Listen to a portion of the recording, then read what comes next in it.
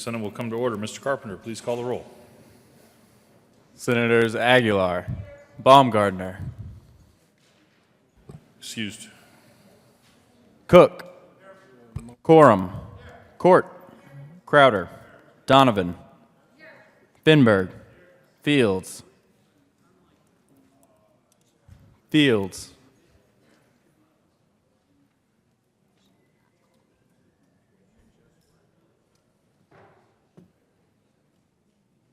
Absent.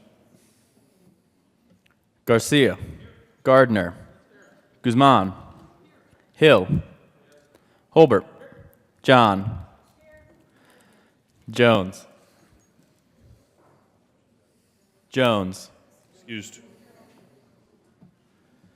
Kagan, Kafalis, Excused. Kerr, Lambert, Lumberg, Marble,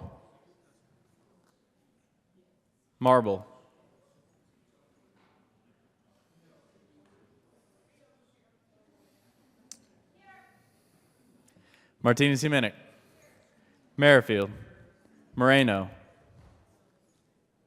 Excused. Neville, Priola, Scott, Smallwood, Sonnenberg, Excused. Tate, Todd, Williams, Zenzinger, Fields,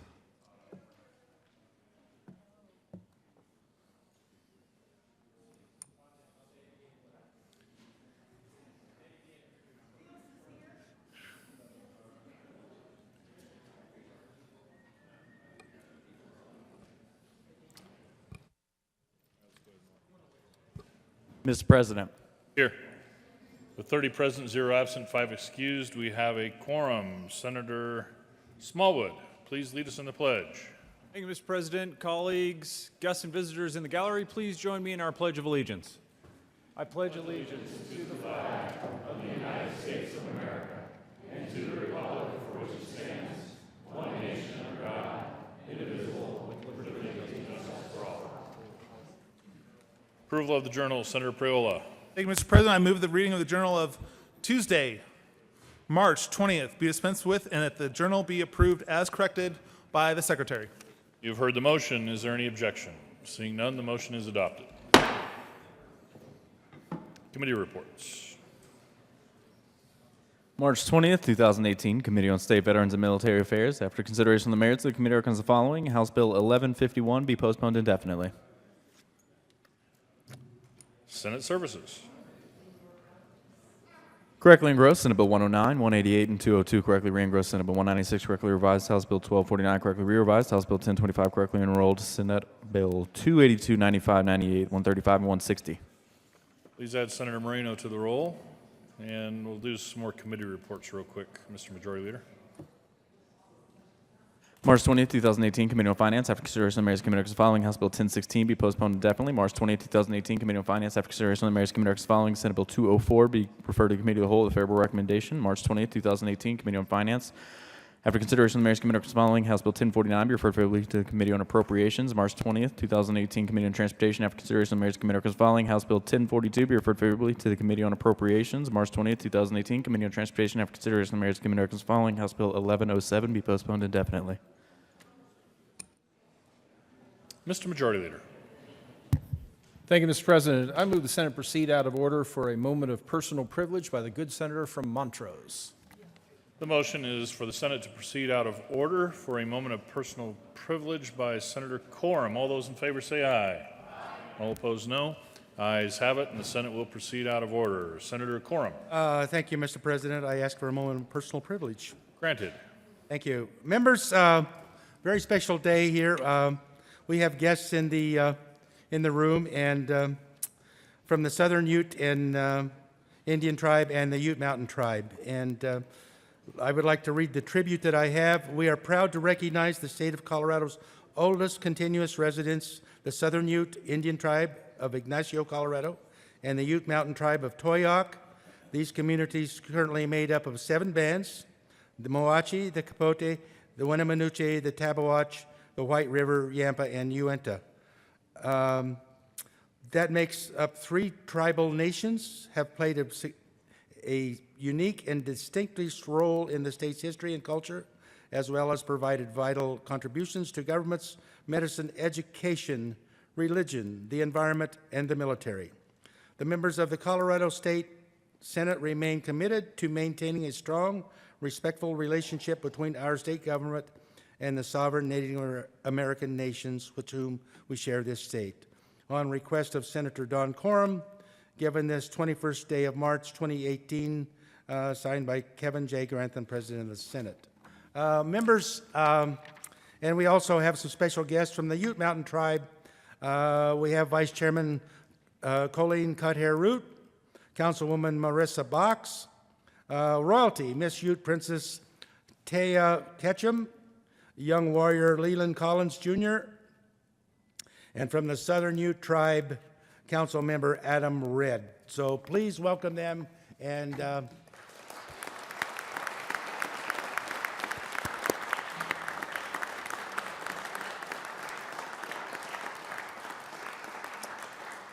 so members, in the past, I have been a neighbor of the Ute Mountains running cattle, and I guarantee you, you can never have a better neighbor than this group. So a total trust, and if we could just have a moment, Mr. President, to go by and welcome them to the Senate, it would be much appreciated.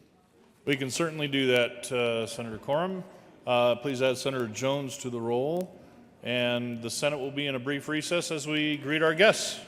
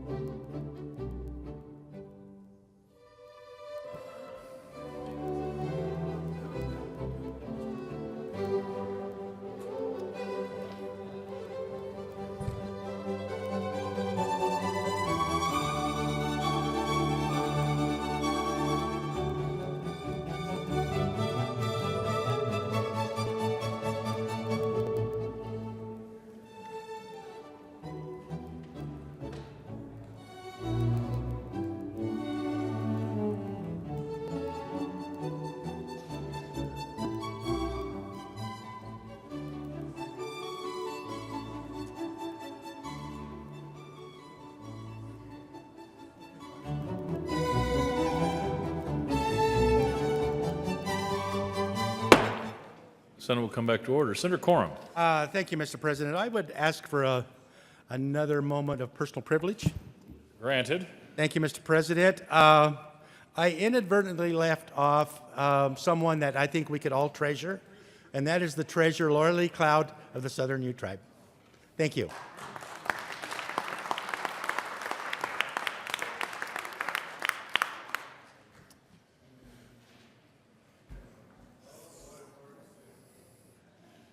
Third reading of bills, consent calendar. Please add Sonnenberg, Baumgardner, and Kafalis to the roll.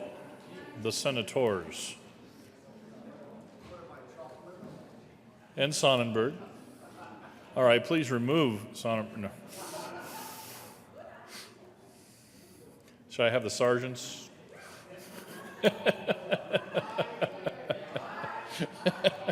I'm sorry, that was not a motion. Third reading of bills, consent calendar. Mr. Carpenter, would you please read the titles to all the bills on the third reading of bills consent calendar? Senate Bill 188 by Senator Sonnenberg and Representative Arden Becker J. concerning agricultural commodities in connection with adding MILA to the definition of agricultural commodity and allowing the Commissioner of Agriculture to determine marketing order public announcement requirements. Senate Bill 109 by Senator Gardner and Representatives Garnett and Wist concerning an authorization for notaries public to perform notarial acts using audio-video communication in connection therewith, making an appropriation. Senate Bill 202 by Senator Lambert and Representative Hamner concerning the exemption of the Colorado Firefighting Air Corps Fund from the maximum reserve.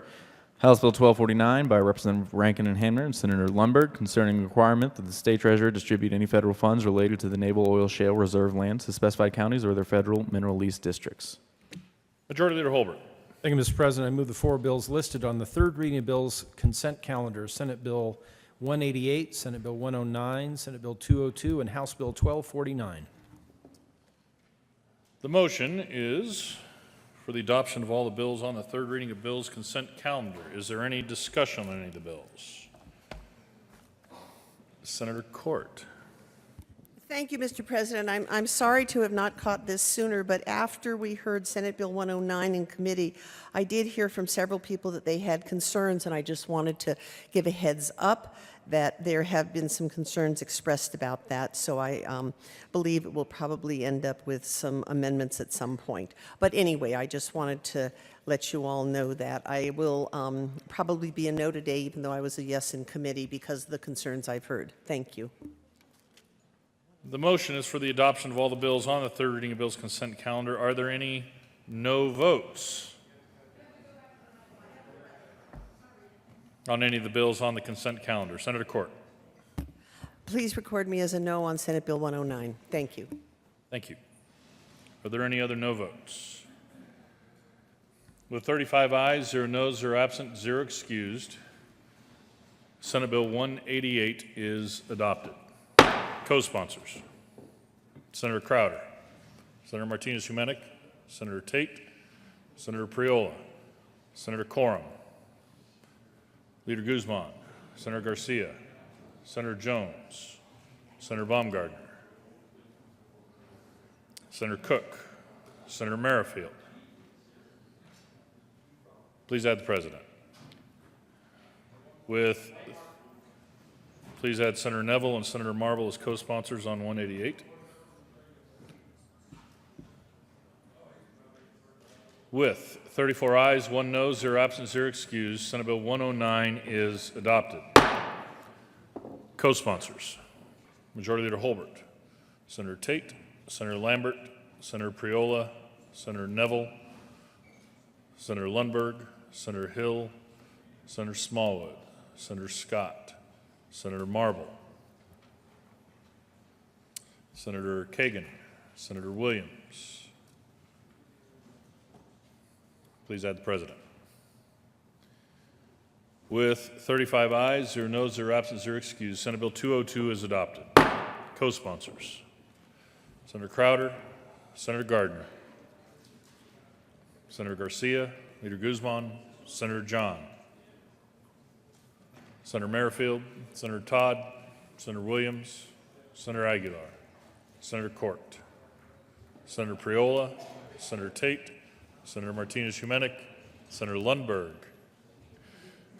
Senator Neville, Senator Kafalas, Senator Marble.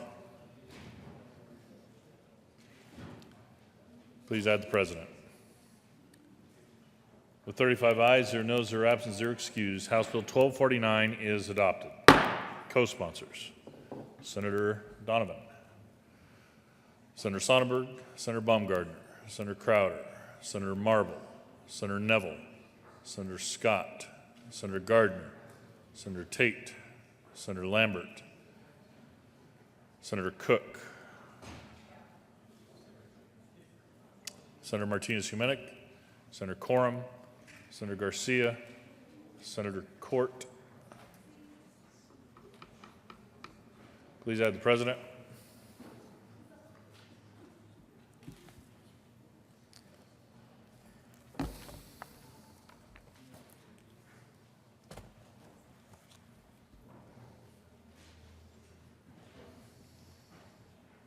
General Order, second reading of bills, consent calendar. Senator Tate. Thank you, Mr. President. I move that the Senate resolve itself in the Committee of the Whole for the consideration of second reading of bills, consent calendar. Motion before the body is for the Senate to resolve itself in the Committee of the Whole for consideration of the General Order, second reading of bills, consent calendar. All those in favor say aye. All opposed, no. The ayes have it, and the Senate will resolve itself in the Committee of the Whole for consideration of the General Order, second reading of bills, consent calendar. Senator Tate will take the chair.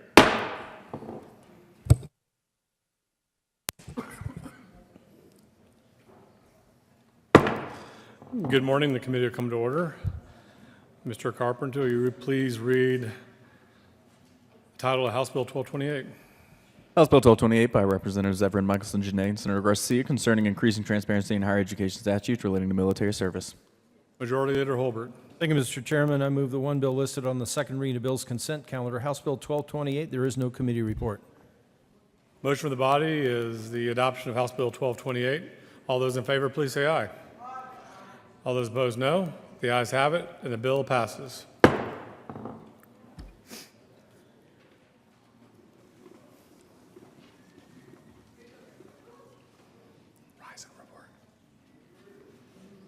Thank you, Mr. Chairman. I move the committee rise and report. Motion for the body is to rise and report. All those in favor, please say aye.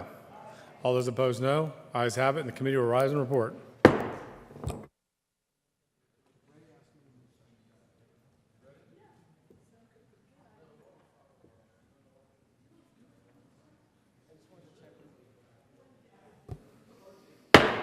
Senate will come back to order. Senator Tate. Thank you, Mr. President. The committee met and had a bill under consideration. Mr. Carpenter, will you please read the report?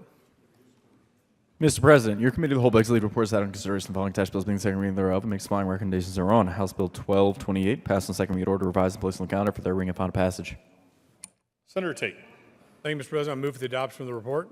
Motion before the body is the adoption of the report to the committee of the whole. Are there any no votes? With 35 ayes, 0 noes, 0 absent, 0 excused, the committee of the whole report is adopted. House Bill 1228 passed on second reading, order revised and placed on the calendar for third reading and final passage. General order, second reading of bills. Senator Tate.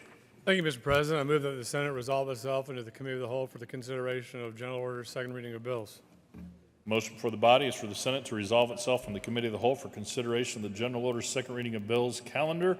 All those in favor say aye. All opposed, no.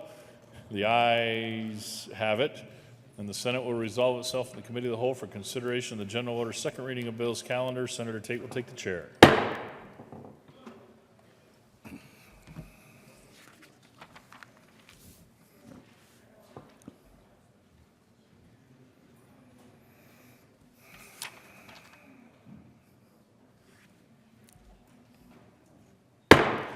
Good morning again. The committee will come to order and the coat rule is relaxed. Majority Leader Holbert. Thank you, Mr. Chairman. Out of respect for conversations that are occurring at this very moment, I move to lay over Senate Bill 1 to the end of the second reading calendar today. Thank you. The motion is to lay over Senate Bill 1 to the end of the second reading calendar. All those in favor, please say aye. Aye. All those opposed, no. Ayes have it, and the bill has been laid over. Majority Leader Holbert. Thank you, Mr. Chairman. I move to lay over Senate Bill 166 till Friday, March 23rd. Motion of the body is to lay over Senate Bill 166 to Friday, March 23rd. All those in favor, please say aye. All those opposed, no.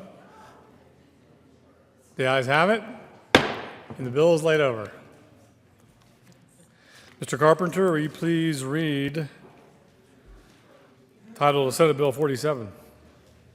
Senate Bill 47 by Senator Marble and Representative Sang concerning the repeal of income and tax credits for innovative motor vehicles for purchases and leases entered into on or after January 1st, 2019. Senator Marble. Thank you, Mr. Chair. I move Senate Bill 47 and the committee report. Thank you, Senator. Is there any discussion on the committee report? Seeing none, the motion of the body is the adoption of the committee report to Senate Bill 47. All those in favor, please say aye. All those opposed, no. Ayes have it, and the committee report's adopted. Is there any discussion on Senate Bill 47? Senator Jones. Thank you, Mr. Chair. Members, I urge a no vote on this bill. You know, it was interesting to me. In past years, I helped with alternative fuel vehicles, which consist of electric vehicles, propane vehicles, CNG vehicles, fuel cell vehicles even.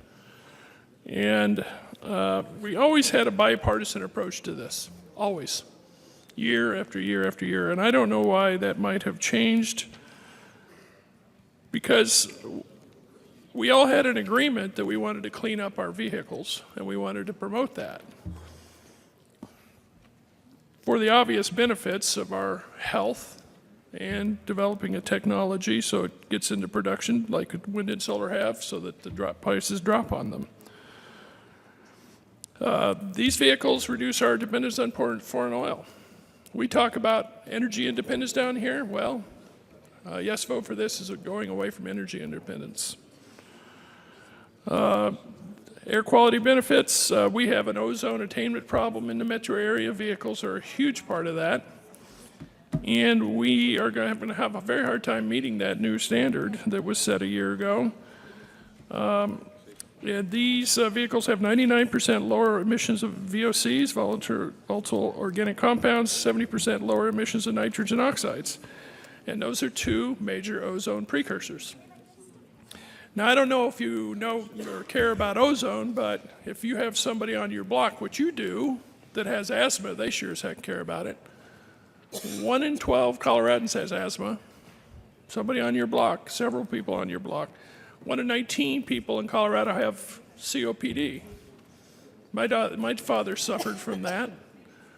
And you can see what it does when people can't breathe. And things like COPD only get worse, where somebody has a hard time getting the air they need to live.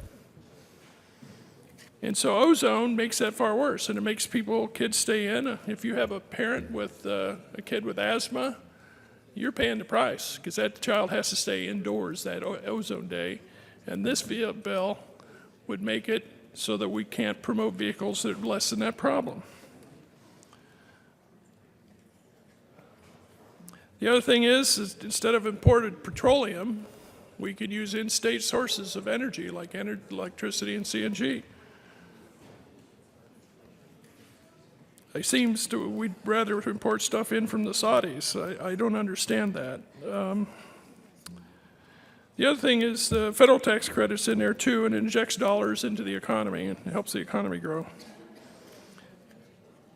And basically, it's working, and it's designed to phase out. And people are really excited about this, both on the CNG side and on the electric side. So let's return to our bipartisan nature on this and leave this alone, this tax credit alone, and vote no on this bill. We can do it in a bipartisan way. We can do it for energy independence. We can do it for our constituents' health, those with asthma and COPD. And we can be a leader with our Colorado brand of a cleaner, greater state.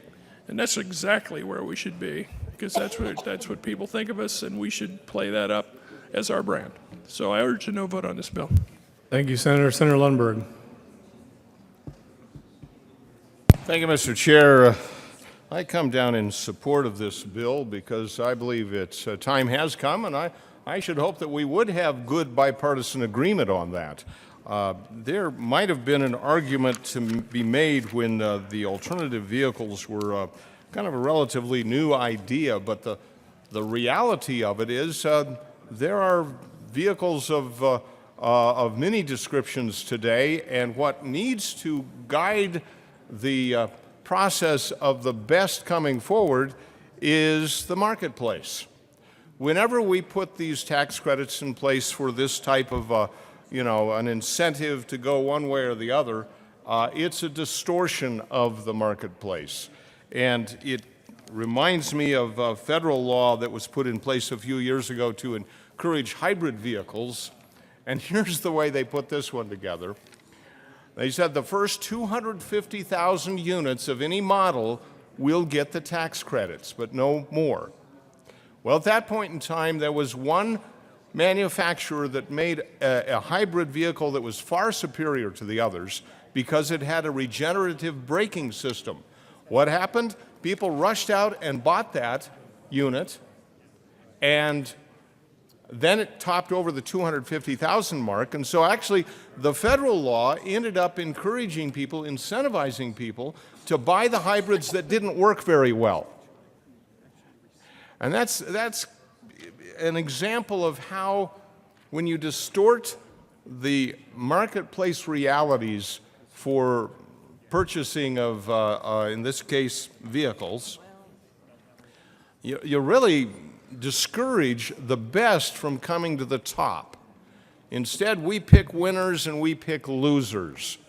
And in this case, if it's an electric vehicle, well, there are a lot of people who are intrigued by the technology and go out and buy those. That's nice. But I don't think we need to be subsidizing their $100,000 car. If they are so inclined to go that way, that's fantastic. But I want to encourage manufacturers to build the highest quality product at the best price. And when we underwrite that price with a tax credit, we're actually heading it the wrong direction. I believe this bill, the time has come to put this policy in place. And, let me add one other little wrinkle to this. I call the electric vehicles a coal burner because, in fact, it's coal that powers and that's good. I don't have a problem with that. But when you put an electric vehicle on the road, you've got to create the power to charge that vehicle up. And the base load system for our electric grid is coal. So That's not a bad thing, but the odd element is when we then have to put this in tax incentive in order to shift people over one direction or another. You know, if you go to the vehicles that are coming out, I think there's some car show coming out in a couple of weeks here in the Denver area, and you look at every model that's available from every manufacturer, and you check out just how clean air quality comes out of those tailpipes, if there is a tailpipe, it's remarkably good. There's no reason for the state of Colorado to be picking winners and losers. This is a good bill. I trust that we'll see the common sense of that and agree with it in a good, common, bipartisan fashion. Thank you. Thank you, Senator. Senator Court. Thank you, Mr. Chair. I want to say a couple of things. First of all, I agree in many ways with my good colleague from Berthoud that tax incentives are frequently inappropriate usages of our tax revenue. And I'm therefore looking forward to the report that we're going to get that will give us an assessment of the $3 billion worth of tax incentives, giveaways of various kinds that we have in Colorado. We have them for a whole variety of reasons, and this is one of the most minuscule ones. But that aside, I also want to acknowledge that when we heard this bill in the Senate Finance Committee, there weren't a lot of regular people there talking about how valuable this is. But I've heard from a lot of my constituents that they think this is a very important incentive to keep on the books. And you all know my position on representative government. I believe very strongly in representing my constituents, and my constituents feel that this is a completely appropriate incentive to keep in place.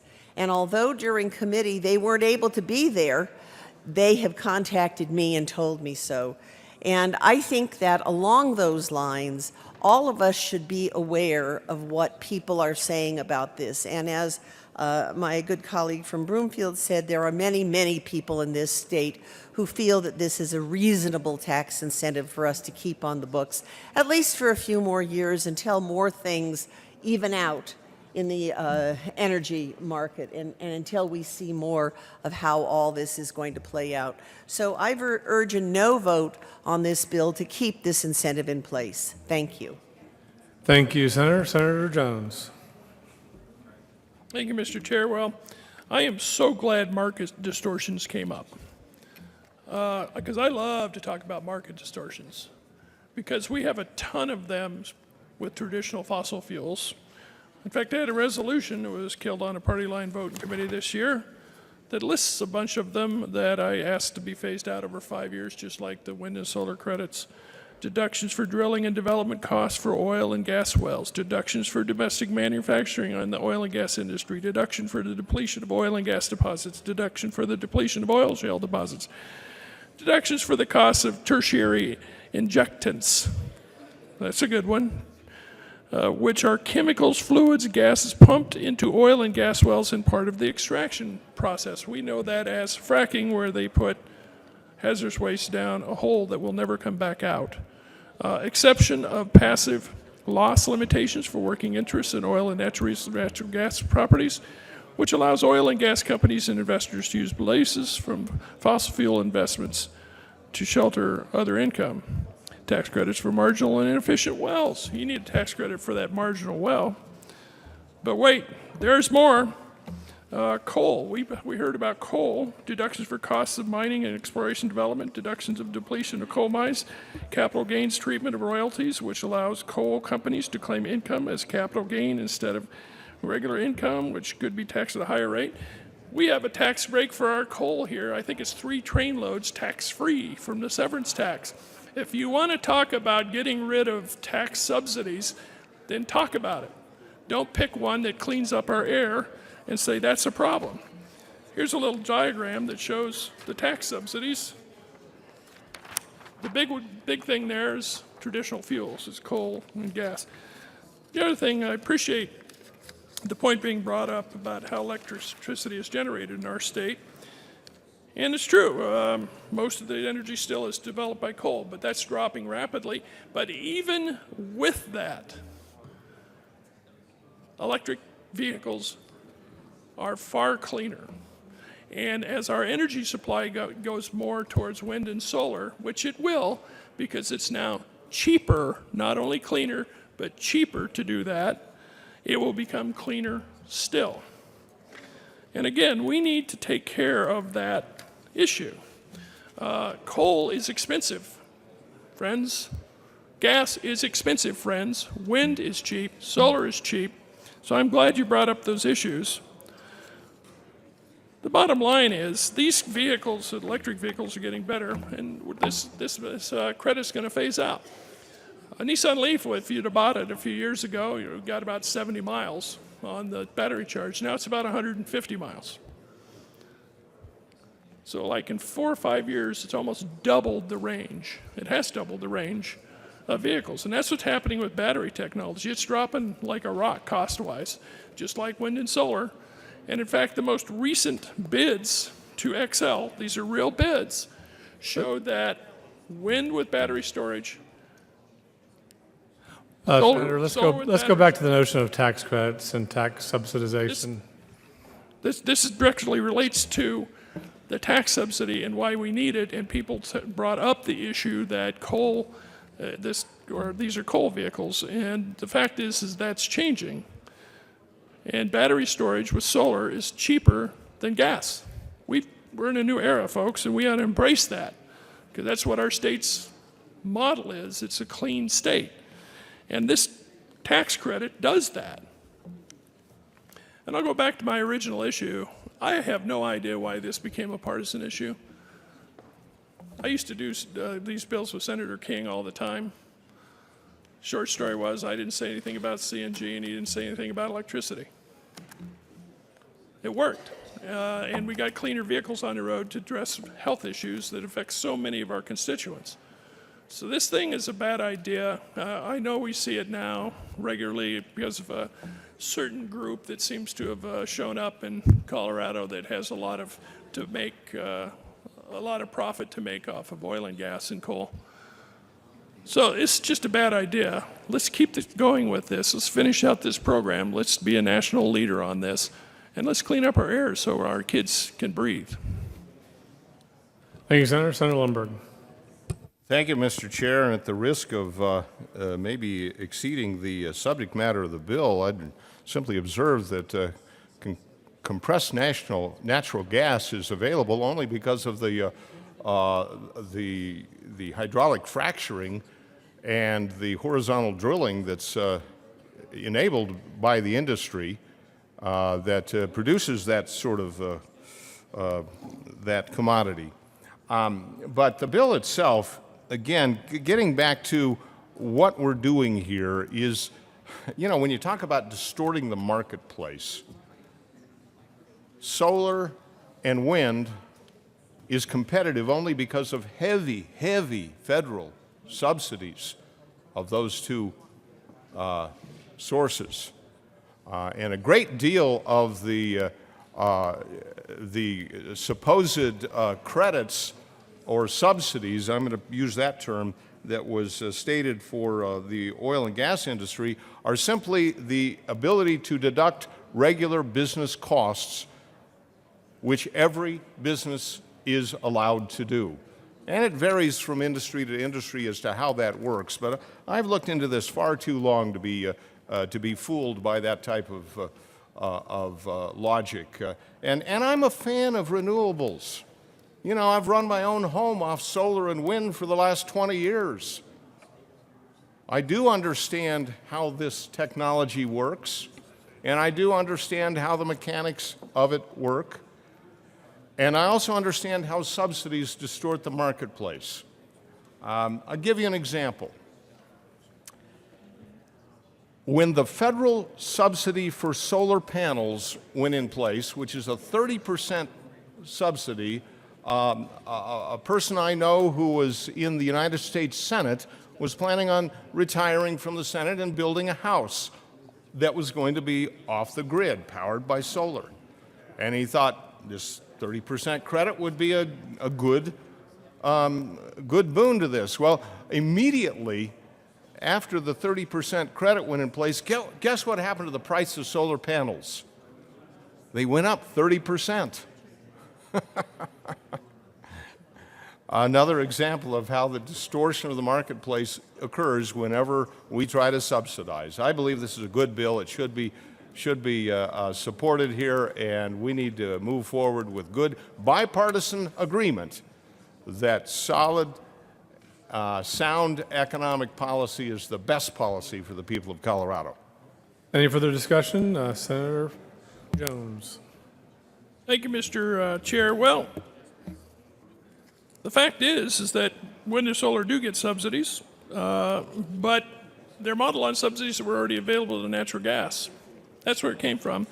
And the fact is they're just catching up. The only reason gas is so cheap is because of subsidies as well. Now, it's something not you and I can do. We don't take deductions for drilling and development costs for oil and gas wells. These are specific to this industry. And I'll just point out this graph again. This big chunk down here, those are the tax credits for coal and oil and gas. And these little green one up here are the tax credits and benefits for wind and solar. Far, far smaller. So, members, it's old thinking to think that the only reason wind and solar is cheaper is because of tax credits. They are cheaper because of tax credits, but if you took all those tax credits away, they would crush coal and gas costs. They would now. They're cheaper. And so it's a new day. That old argument that only happens, it's only cheap because the tax credit is not true, and that they all get tax credits. And I tried to do a resolution to get rid of tax credits, all of them, to ask Congress to do that. And it was killed, unfortunately, on a party line vote. So this is a program that's working. We should keep doing it.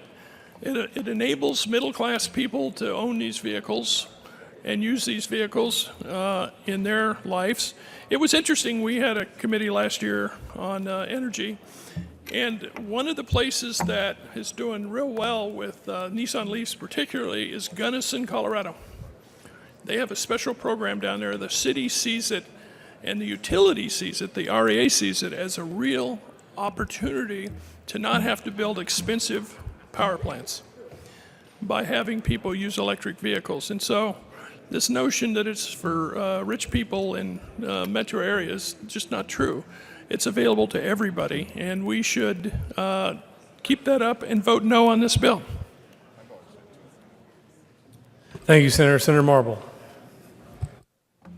Thank you so much, Mr. Chair. And I'd like to say thank you to everybody who's come down here to speak for and against this bill. I think there's a lot of facts that we need to clarify, and one of them is, yeah, people may think that it's a good idea to buy an electric vehicle for our environment, but in the Denver metro area, which is comprised of probably about 2.5 million people or greater, there's only been 3,800 people who have bought them. Now, if this is such a good idea, why do these sales represent such a low percentage of the people who live here? If they cared about them, they would buy them. Bottom line, you know why they aren't buying them? Because they can't afford them. It's really sad, but the target market for these vehicles when by the manufacturers was somebody who made more than $100,000 per year, and someone who had a bachelor's degree or higher, someone who owned 2 or more vehicles and was aged 38 to 78 years old. The median household income in Colorado stood at just $61,000 in 2014. Currently, the median household income is $65,685. Colleagues, we can't afford these vehicles. what we're doing is we're subsidizing the wrong people. Usually subsidies go for people who are in need. And tax credits, those people who are trying to get a leg up. This isn't that demographic of people. If it were, maybe I wouldn't be running this bill. Prices need to come down on their own for people to be able to afford these and to get a mass appeal to the regular citizenry around the state of Colorado.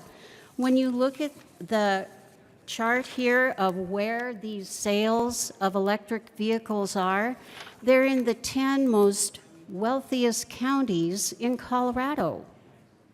And even that, Boulder County, that tops it, their registrations for electric vehicles is 1,600.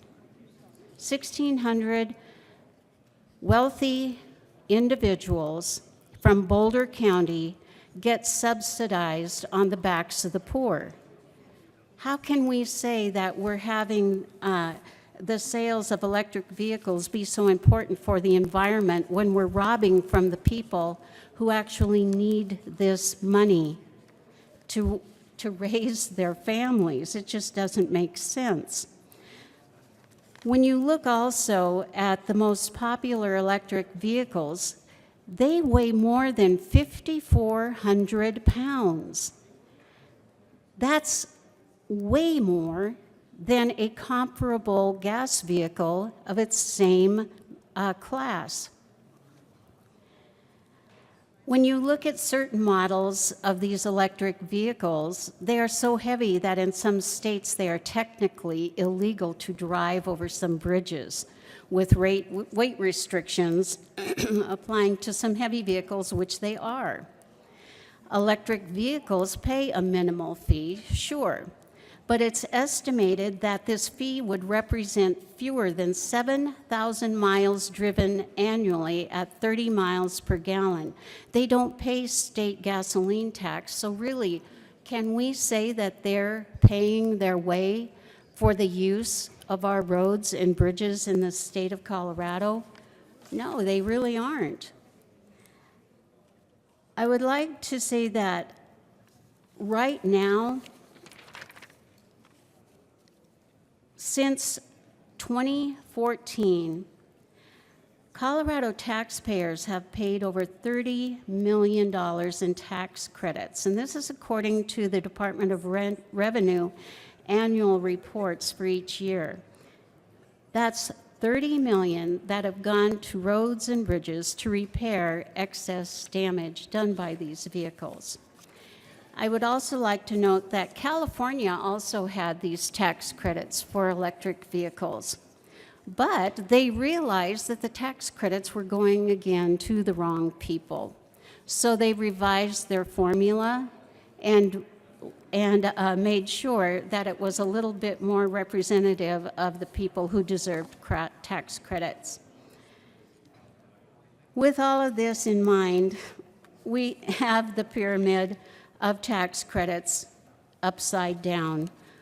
I don't think the state of Colorado or anybody here in this building would approve of giving subsidies to wealthier people who could afford to buy these vehicles outright. When you look at a lot of the opposition to these also, I have to reiterate that the federal tax credits of $7,500 per vehicle will still exist. We're just eliminating the Colorado tax credit of $5,000.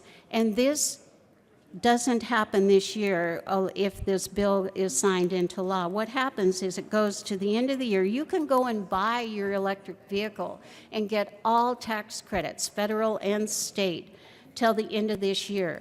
But afterwards, we cease to give those. But the federal is still there. Also, conversions to natural gas are still able to do that this year.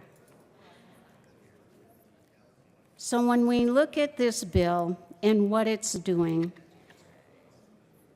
we're looking at the fact that it realizes the tax credits have gone to the wrong people.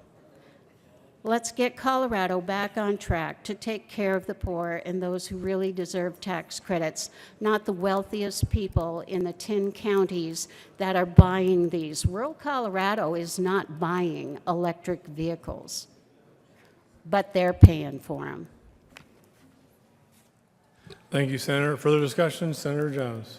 Oh, Thank you, Mr. Chair. Well, if the wrong people are getting these vehicles, maybe we should increase the tax credit. But the bill's title won't allow that, so that's just an observation. If that's the argument, we should increase them so more people can have them. The other thing is that the whole idea of impact to roads came up. And I want to remind the body, just a few years ago, we increased the cost for alternative fuel vehicles to pay for that. And how that happened was, I think it was the petroleum marketers pulled together propane, CNG, electric, and fuel cell interests, and they talked about wear and tear on the road and what an equivalent would be for a gas vehicle of the same weight and size. And they came up with these numbers. And so that's why today electric vehicles pay $30 a year and $20 for charging stations. They also did that for CNG vehicles. They did it for propane vehicles. Those costs went up too, commensurate with what a gas vehicle is. And the reason, in part, I say this is because of term limits and new people. There's a bill in the House that seems to think this is a brand new issue that hasn't been solved and resolved. And we might be seeing that again this year. But the fact is that the parties involved, including petroleum industry people and the petroleum, I can't remember the name of the interest group, but anybody sat down at the table, everybody sat down at the table and came up with the numbers to do equivalent cost into the Highway Users Trust Fund. And so if you hear the argument that they're not paying or paying their fair share, well, that was worked out. And we as a body passed that legislation and made it up for CNG, propane, and electric. So members, this is a bad idea. This program should continue on so people can have access to these vehicles. It's agnostic as to energy source. I ask for a no vote. Senator Fields.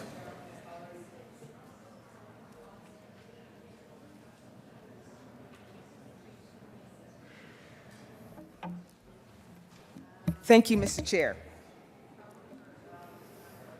Members, I just wanted to correct the facts in reference to the cost of owning an electric vehicle. You heard that it's expensive, but if you just Google the cost of an electric vehicle, the average range between $20,000 to $35,000. It is affordable. It is an absolute myth that electric vehicles are more expensive. That's not true. It's true. They are cost effective to have an electrical vehicle. We live in the great state of Colorado, and one thing I know for sure is that the people in Colorado want to protect their air, their land, the water. And here we are trying to create this fear, I guess, or this cost drama that it's too expensive to own an electrical vehicle. That's not true. People that I represent own electrical vehicles. And you know what? They save thousands of dollars on gas. Why wouldn't we want to reduce our footprint and ensure that if folks want to have an electrical vehicle, they can? This bill is wrong for Colorado. It's taking us back to a time that we don't want to go to.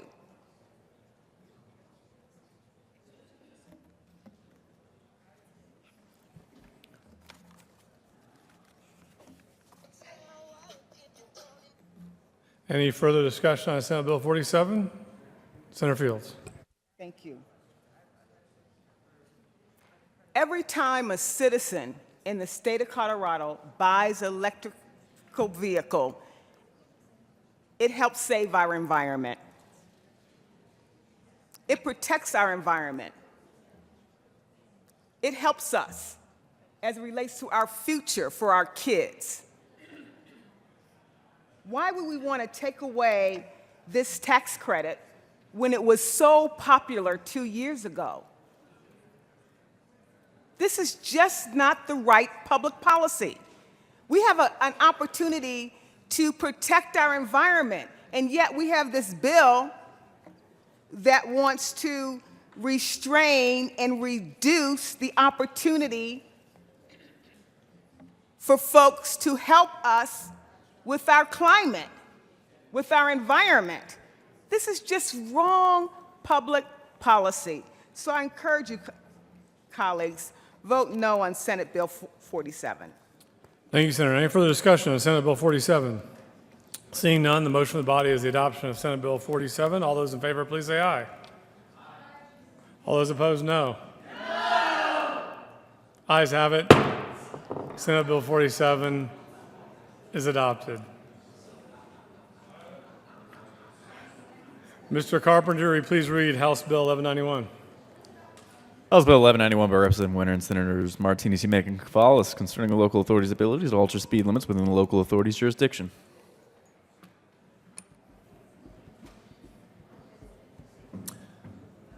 Good morning, Senator Gonzalez. Thank you, Mr. Chair. Good morning, colleagues. We move House Bill 1191 on second reading.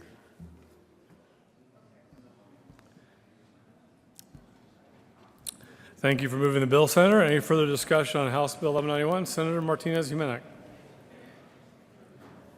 Thank you, Mr. Chair. We also have an amendment that we would like to introduce.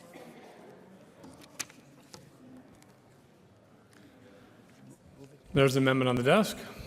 Mr. Chair, Senator Martinez Humanic. we move Amendment L003. Mr. Carpenter, will you please read Amendment L003? Amendment L003 to House Bill 1191 by Senator Martinez to make amend re-engross bill, page 2, line 3, strike 2, and substitute 2, and add 9, page 2, line 6, strike and after and substitute, and for residential neighborhoods after additional page 2 after line 23, insert 9 for purposes of this section. Residential neighborhoods has time meaning as set forth in section 42.4, 110.52G2. Senator Martinez Humanic. Thank you, Mr. Chair. What this amendment does is it addresses the concerns that some of the members had with regard to whether or not local governments, whether it be municipalities or counties, be able to change the speed limit on state highways. And this is very specific, that says, and for residential neighborhoods after additional. And so this should take care of that concern, and we would ask for favorable approval. Thank you, Senator. If one of you could move the amendment, that'd be great. L003. Good. Senator Martinez Humanic. Thank you, Mr. Chair. We will again move Amendment L003. Thank you, Senator. Any further discussion on L003? Seeing none, the motion of the body is adoption of L003 to House Bill 1191. All those in favor, please say aye. Aye. All those opposed, no. Ayes have it. L003 is adopted. Any further discussion on House Bill 1191? Senator Gonzalez. Thank you, Mr. Chair. I'll be brief. House Bill 1191, it's important to note that it's a permissive bill. It gives counties the option to consider other criteria when looking at speed limits. It doesn't take away the requirement that there must be a traffic investigation or study. But if a county chooses to consider such criteria as pedestrian and bicycle activity, those kinds of things, and now with the amendment, we're focusing it on residential areas, it allows the counties more flexibility to adjust speed limits in terms of public safety. I respectfully ask for your support of House Bill 1191. Thank you, Senator. Any further discussion on 1191? Seeing none, the motion of the body is adoption of House Bill 1191. All those in favor, please say aye. All those opposed, no. House Bill 1191 as amended passes. Majority Leader Holbert. Thank you, Mr. Chairman. I move that we rise, report, beg leave to sit again at 5 p.m. today.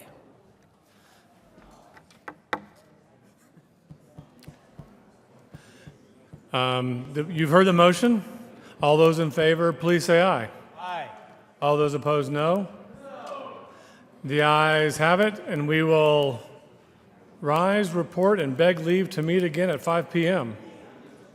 or some combination of those words. That motion passes.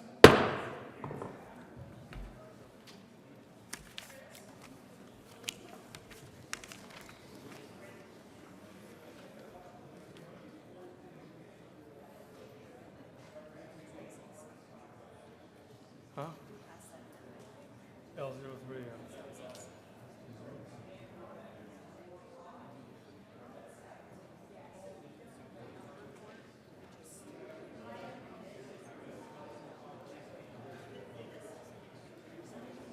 So we read the report.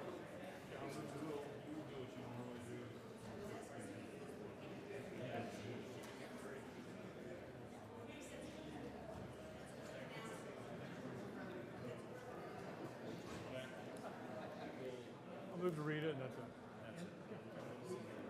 Yeah, and we don't do this very often, but if you could explain, I will explain. We're not done here yet. We're going to do governor's appointments. We're just not doing the committee report. Do you need a script? No.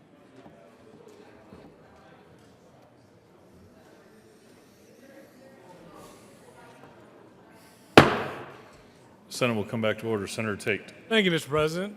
The committee has met, had a number of bills under consideration. Mr. Carpenter, will you please read the report? Mr. President, your committee will begs lead reports out on consideration the following tax bills being second reading thereof, makes following recommendations are on Senate Bill 47 as amended, pass the second read order and gross place on the calendar for third reading and final passage. House Bill 1191 as amended, pass the second read order revised and place on the calendar for third reading and final passage. Senate Bill 1 is amended, laid over until 3/21/18 or retaining its place on the calendar. Senate Bill 166 laid over until 3/23/18 or retaining its place on the calendar. Why don't you explain? Majority Leader Holbert. Thank you, Mr. President. Members, just to clarify, the motion to rise, report, beg leave to sit again was relative to the Committee of the Whole, the second reading. We did not adopt that report. We will do that later today.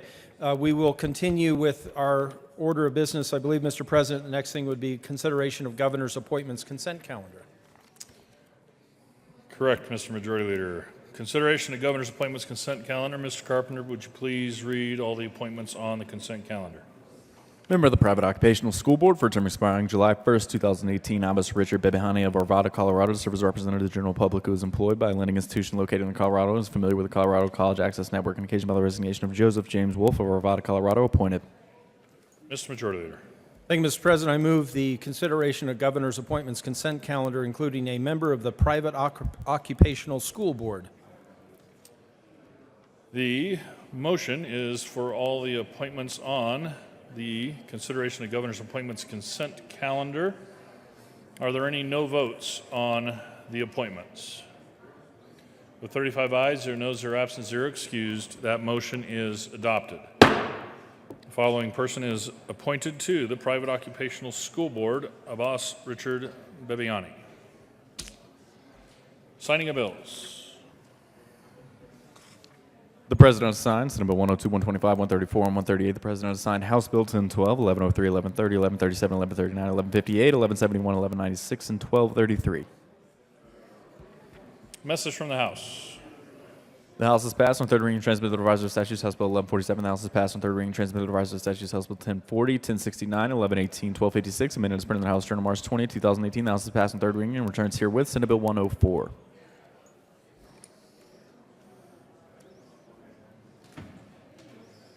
Announcements. Senator Priola. Thank you, Mr. President. Members, if I could please have your attention.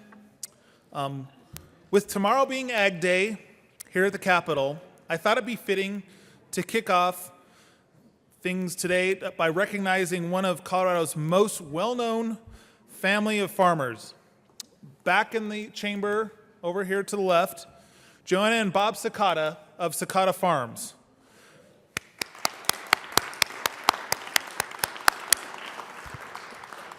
They're also joined by their son, RT.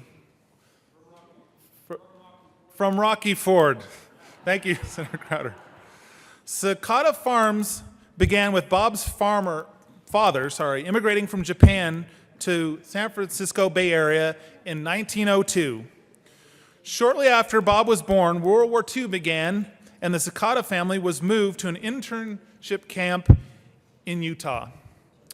With the help of a former FAA, Future Farmers America teacher, who had moved to Fort Collins and an uncle in the Brighton area, Bob came to Colorado. Bob began doing farming chores with Bill Schulter, a Brighton dairyman, and at the same time finished high school, playing the drums in a band at the school in his spare time. By 1944, Schulter loaned the Cicadas $6,000 to purchase 40 acres of farmland. Today, Cicada Farms owns and farms more than 3,200 acres of vegetables, including 25 million ears of sweet corn. Mr. Cicada has served on numerous state and local boards, including the National Sugar Beet Growers Association and National Onion Growers Association. He was appointed by the United States Department of Agriculture Commodity Credit Advisory Board by President Richard Nixon and reappointed by President Gerald Ford. He is also the co-founder of Brighton Community Hospital, now called Platte Valley Medical Center. Bob has also received the Pioneer Award from the Japan America Society. Joanna Cicada was an elder at the Presbyterian Church and a former member of the Brighton Community Hospital Board of Directors. She also serves on many communities of the Brighton Japanese American Association. The Cicadas have contributed to a number of different groups ranging from healthcare to helping the homeless. And as a side note, we're also both members of the Rotary Club. I am Commerce City, he is Brighton. I've made up at his Brighton Rotary Club many times over the years. Their generosity and kind hearts have lifted us as a community, and their impact is felt beyond our kitchen tables. So with that, I would like to share 9 little pieces of advice from Bob on how to live, how a little determination can go a long way to make each of us a better person. Don't just look, observe. Don't just hear, listen. Don't just talk, say something. Don't just work, be productive. Don't just set a goal, achieve them. Don't just live on a title, continue to prove you're worthy of it. Don't just tell the truth, live it. Don't just love, have respect and honor with it. Don't just make a promise, follow through with it. And don't just pray, have faith. Members, thank you so much for joining me in this tribute to the Cicada family, who are very, very important to my district as well as all of Colorado. Thank you.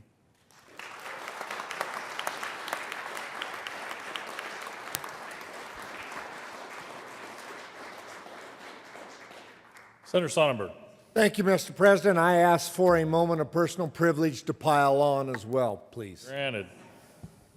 You know, thank you, Mr. President. And, you know, we can't say enough about the cicadas. As you know, this week is National Ag Week. Yesterday was National Ag Day. Tomorrow is Colorado Ag Day. The cicadas have been icons in the community. And quite frankly, you heard a lot of what the senator from Brighton talked about, but we could make a movie about the American dream and how somebody and a family, the Sakata family, actually persevered and has lived that dream through hardships that most of us will never, ever endure. The Sakatas have been role models for me for years. Their sons has served on a number of boards and commissions, the Water Quality Control Commission, those type of things as well. So they truly are public servants. They truly are leaders in the community. And quite honestly, they are a family that you can pattern and look to for leadership on how to be a family of yourself, of ourselves. An incredible family with an incredible heritage, and I'm proud to say they're my friends.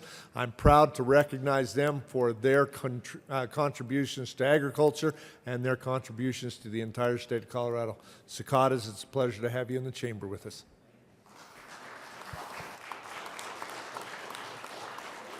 Senator Coram. Thank you, Mr. President. I would like a moment of personal privilege also to talk about the Sakata family. Granted. Thank you, Mr. President. I met the Sakata family when I first came to the General Assembly. And I was just overwhelmed by the quality of people that they are. And I did not hear from Mr. Sakata, but I think it perfectly describes him. And it's kind of ironic that we have Senior Day here today, but an elderly friend of mine told me it is not how old you are, but how you are old. And I think Robert Sakata is a perfect example of how you are old. You know, at 90 years old, his mind is sharp. He's continuing to think and be a productive part of the community. And frankly, members, I'm saddened that we talked about those 25,000 ears of corn, boxes of corn, or whatever it was. They will no longer be available this summer. I'm saddened. Senator Marble.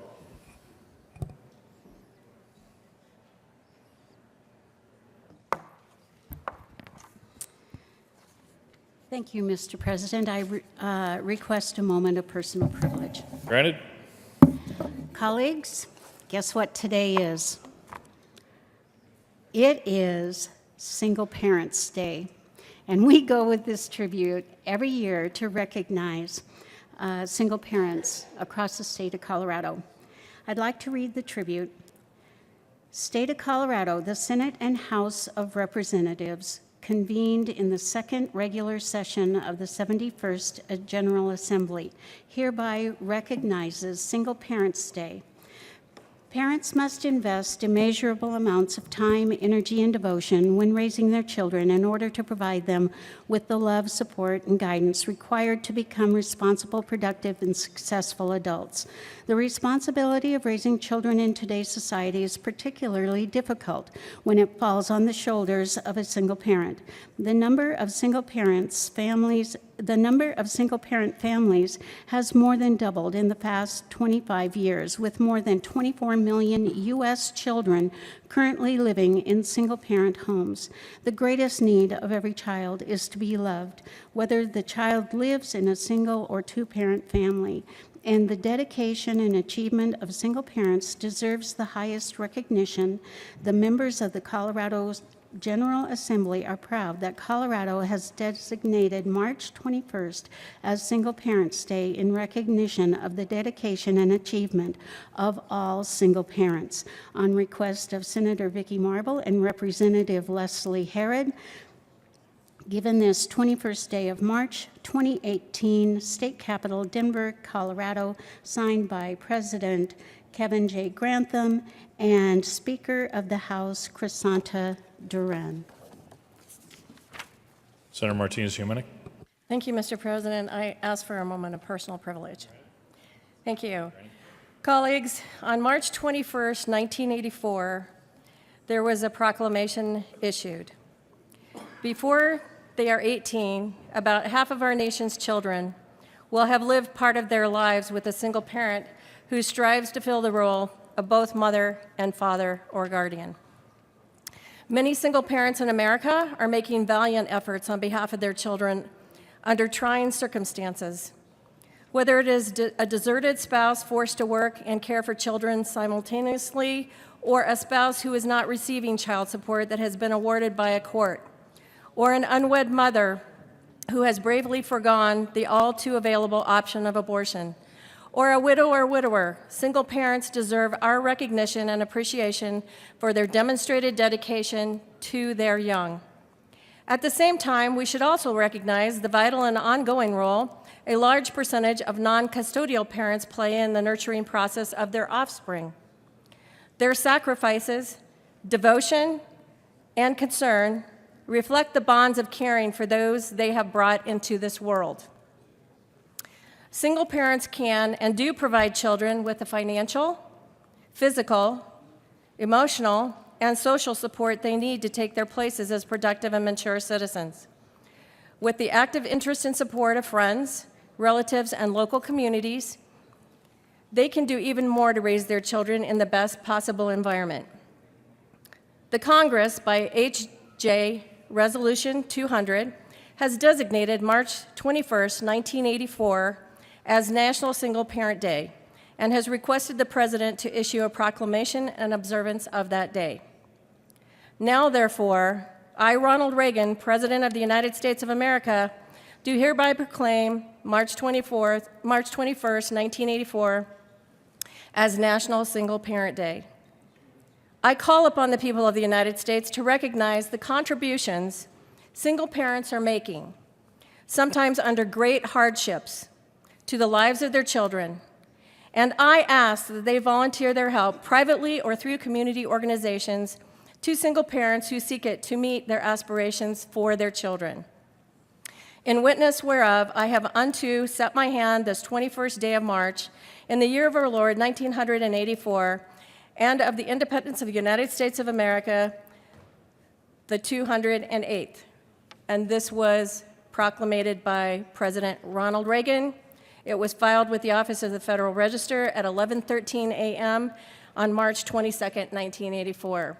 So I rise in support of this tribute to our single parents. I think each one of us has a number of single parents who are striving to raise their children in the best way that they can so that they can be productive, thriving members of our society. And I have a great appreciation for all of those who have been placed in that role. Senator Marble. Thank you, Mr. President. I request another moment of personal privilege. Dear colleagues, we have with us today Janice Moglen. She just arrived here from the House where they did the tribute for her there.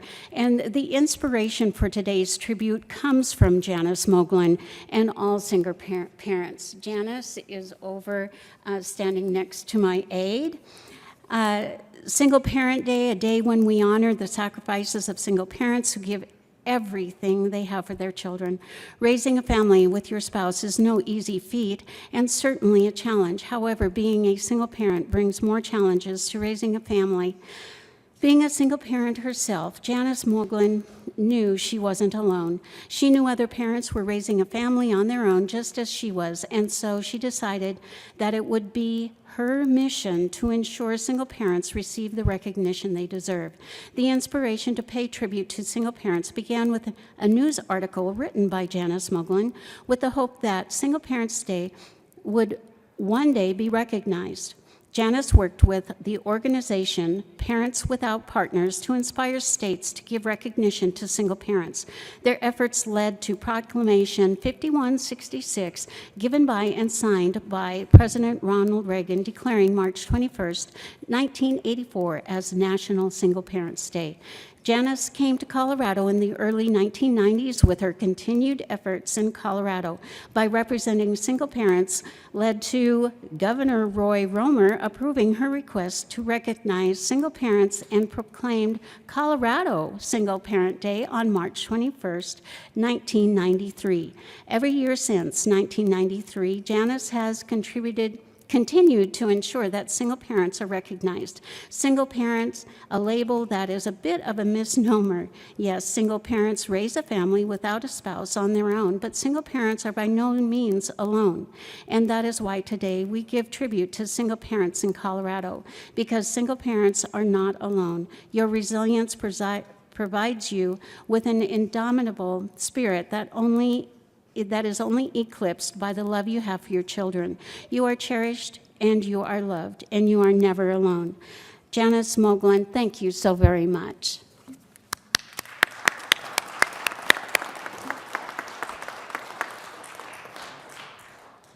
Senator Baumgartner, over next. Thank you, Mr. President. Members, on your desk this morning, you had a flyer for the 2018 Weed and Pest Control Reception over at Capitol Hill Tavern this afternoon, 4:30 to 7. If we're finished by 6 or 7, then please join them. Thank you. Senator Tate. Thank you, Mr. President. Just an announcement about a lunchtime event. The Colorado Technology Caucus will be meeting upstairs in room 357 from 12 to 1. 2 organizations will be there. And one topic of discussion will be blockchain technology. So the Colorado Technology Association today at 12 and 357. Thank you. Senator Kafalis. Thank you. Thank you, Mr. President. Again, good morning, colleagues. I'll be brief. And I request a moment of personal privilege. Granted. Thank you, sir. I just wanted to add a couple of comments to the single-parent tribute. I'm fully in support. And the only thing I would add is this. By way of policy, the best way that we can support single parents to be successful and to get good jobs and to engage in the workforce meaningfully is what's referred to as the two-generation approach. And the two-generation approach basically says that we need to make sure that if there's a child or children, that they have access, whether it's family or otherwise, to quality and affordable child care, and for the adult to make sure that that adult has the guidance and the support to get the skills and the training to get a good paying job and to work towards economic security. The two-generation approach. Thank you, Mr. President and colleagues, for allowing me another moment to speak on behalf of this tribute. Thank you, Senator. Senator Sonnenberg, and then... Thank you, Mr. President. I mentioned earlier about Ag Day. Colorado Ag Day is tomorrow. And in case we wouldn't get to announcements before it started tomorrow, I wanted to let you know festivities start at 10:30 in the morning down on the first floor. And then, obviously, the greatest lunch you'll ever encounter here with Colorado-grown products by Colorado chefs in a competition. So, we end up serving, oh gosh, I was going to say, and now I don't remember the numbers, but the lines are long. It's a great event, and I look forward to hosting you at that tomorrow. Senator Todd. Thank you, Mr. President. Good morning, colleagues. And today we have a couple of competing lunches, but the Colorado Senior Lobby is in the house. If you haven't seen them in the halls, they are all over and have been meeting, and they will have a lunch at the Scottish Rites Masonic Center across the street. Also want to invite those of you that have attended the Western Leadership Academy with Council of State Governments. There is an alumni luncheon, and if you want to learn more about WLA, that is held in Colorado Springs at the Broadmoor every year, I would encourage you to join us in room 352 upstairs. So lots of choices. No one should go hungry today. So thank you, Mr. President. Thank you, Senator. Senator Smallwood. Thank you, Mr. President. Just a reminder, Senate Health will be meeting at 10:50 in 354. Senator Fenberg. Thank you, Mr. President. I request a moment of personal privilege. Granted. Members, I'll keep this short and sweet. As the recommendation from earlier, I don't want to just talk, but say something. So in order to do that, I'll keep it short. Oftentimes when we come up here, no matter who it is, we pride ourselves.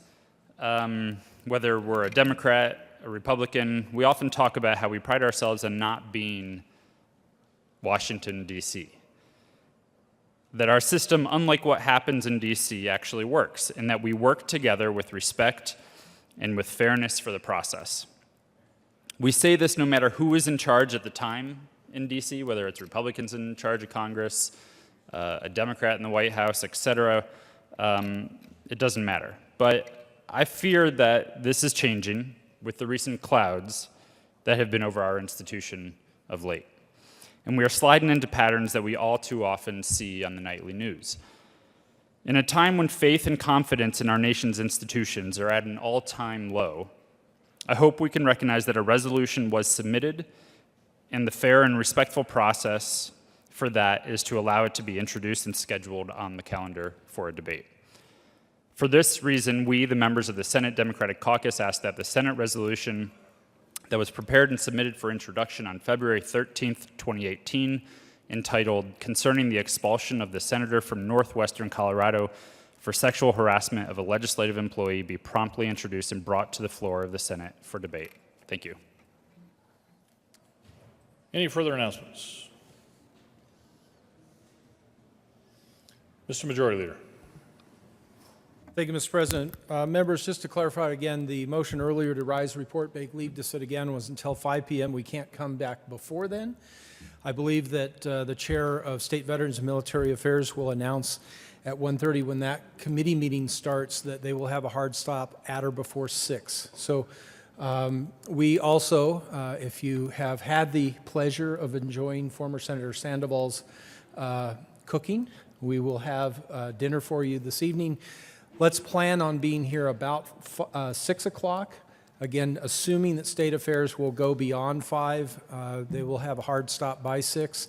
And I hope that there will be an opportunity maybe for the caucuses to have brief discussions before we come on the floor. But tentatively, we will plan on about 6, but I will now move that we recess until 5.